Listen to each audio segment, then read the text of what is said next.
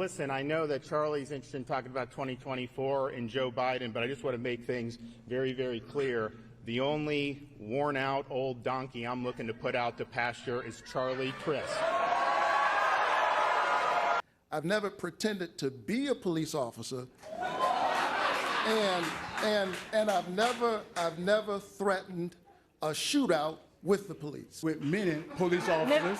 I ask you to put that prop away. Well, it's not a prop. This is real. And he said, I have a problem. I never worked with law enforcement. It is considered a prop, Mr. Walker. Yes. Excuse me, sir. Yes. You're very well aware of the rules. Really disappointed in you, Marco Rubio, because I think there was a time when you did not lie in order to win.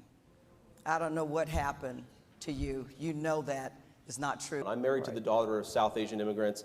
This great replacement theory was the motivator for the shooting in Buffalo, yes, where that shooter had all these great replacement theory writings that J.D. Vance agrees with. Some sicko got this information that he's peddling with, again, those extremists that he runs around with, Marjorie Taylor Greene, Ted Cruz, all these guys, they just want to stoke this racial violence. We're tired of it, J.D. I don't have the luxury of being a part of a good old boys club where we don't focus on the needs of our people. And that is why my mission has been to put out very concrete plans explaining how I will serve justice, how I will serve safety, and how I will serve the citizens of the state of Georgia. 30 seconds, Brian Kemp. Well, look, I would just tell people, I know Ms. Abrams is upset and mad because these are things that she said. This is not me making this up. This is things that she said in interviews that she's done, and she's sitting on organizations that you can go look at the facts yourself.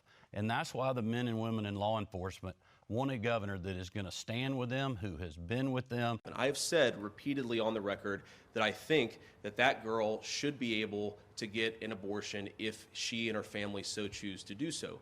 But let's talk about that case. Because why was a 10-year-old girl raped in our community, raped in our state in the first place? The thing the media and Congressman Ryan, they talk about this all the time. The thing they never mentioned is that poor girl was raped by an illegal alien, somebody that should have never been in this state in the first place. And you're taking away from all these other issues because you don't want to talk about taking away a woman's right to choose. What happens when politicians, most of them men, pile into patients' rooms? One thing about my life is I've been very transparent.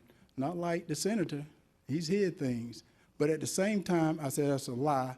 And on abortion, I'm a Christian. As a physician, I've been in the room when there's some difficult conversations happening. I don't want the federal government involved with that at all. I want women, doctors, local political leaders, letting the democracy that's always allowed our nation to thrive to put the best ideas forward so states can decide for themselves. Our new public safety plan is stiffening penalties for gang members that are recruiting our children.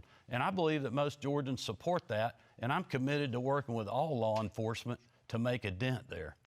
Street gangs did not shoot 6 Asian women going into a gun store, getting a weapon, and murdering women in less than an hour. Street gangs aren't the reason people are getting shot in grocery stores and in parking lots and at schools. Street gangs are one part of the problem, but we have a governor who's weakened gun laws across this state, flooded our streets with guns by letting dangerous people get access to those weapons.